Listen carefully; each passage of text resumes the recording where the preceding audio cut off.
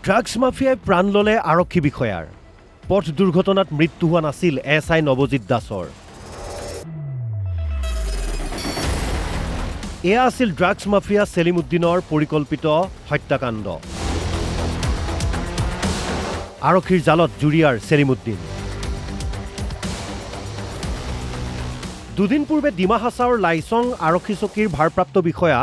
উপ পৰিদৰ্শক নৱজিৎ দাসে ৰাজপথত তালাচী চলাই থকাৰ সময়তে এখন তীব্ৰবেগী গাড়ীয়ে খুন্দিয়াইছিল তাৰ কিছু সময়ৰ পাছতে মৃত্যু হৈছিল বিষয়াজনৰ প্ৰথম অৱস্থাত এয়া এক দুৰ্ঘটনা বুলি সন্দেহ কৰা হৈছিল কিন্তু এয়া দুৰ্ঘটনা নহয় এয়া আছিল পৰিকল্পিত হত্যাকাণ্ড জব্দ কৰা বাহনখনৰ পম খেদি আৰক্ষীয়ে অভিযান চলাওঁতে ওলাইছে ভয়ংকৰ বিস্ফোৰক তথ্য জালত পৰিছে ঘটনাৰ মূল অভিযুক্ত জুৰিয়াৰ সেলিম উদ্দিন হৈছে জুৰিয়াৰ পাইকাৰী ড্ৰাগছ বিক্ৰেতা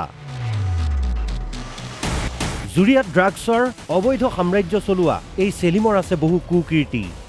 ড্ৰাগছৰ কোলা ব্যৱসায় চলাই কেৱল জুৰিয়াই নহয় সমগ্ৰ নগাঁও জিলাখনত ত্ৰাসৰ সৃষ্টি কৰা সেলিমৰ সৈতে গ্ৰেপ্তাৰ হৈছে ভাতৃ মহিদুল ইছলাম পিতৃ আব্দুল কুদ্দুছ মফাজুল ইছলাম আৰু ৰুকসানা খাতুন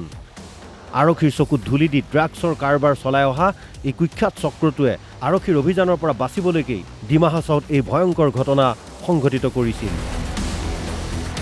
বৰ্তমান মূল অভিযুক্ত সেলিম আৰক্ষীৰ জিম্মাত এজন নিষ্ঠাবান আৰক্ষী বিষয়াৰ প্ৰাণ কাঢ়ি নিয়া জুৰিয়াৰ ড্ৰাগছ মাফিয়া সেলিম আৰু তাৰ সমগ্ৰ চক্ৰটোক কোনো কাৰণতে ৰেহাই নিদিয়াৰ দাবী জনাইছে জুৰিয়াৰ সংখ্যালঘু দল সংগঠনৰ লগতে স্থানীয় ৰাইজে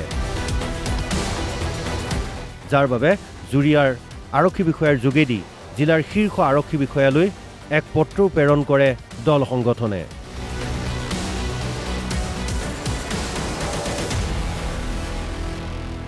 জুৰিয়াৰ পৰা গোলাম ৰাব্বানীৰ ৰিপৰ্ট অসম লাইভ 24